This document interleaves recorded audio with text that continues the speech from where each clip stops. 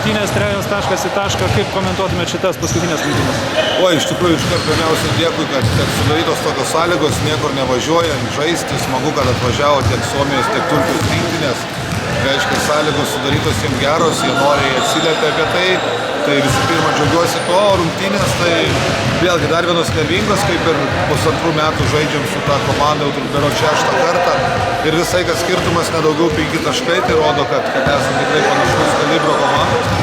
Šiandien pavyko tam tikri dalykai, ką akcentavom, susitvarkėm, vadinkim taip, su Duranu, ką po vakar nepavyko padaryti. Tai yra vienas dalykas, antras dalykas, klaidų apmažinom skaičių, ypač antroj pusėje rungtynių.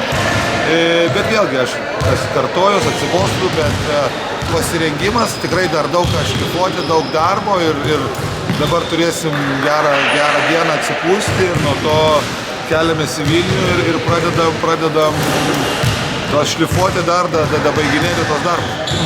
Paskutinis Ulecko metimas, jis buvo toks numatytas paskutinė ataka? Uleckas turėjo prisimti kamuolį ir viršui ir žaisti 1-1, bet mes šitą derinį panašų žaidžiam ir mes buvom pasakę vieną iš opcijų, kad jeigu, kaip sakoma, čytina, apgaudinėja, eina per viršų atšokti į kampą, tai šaunuolis Lukas didžiausias sveikime.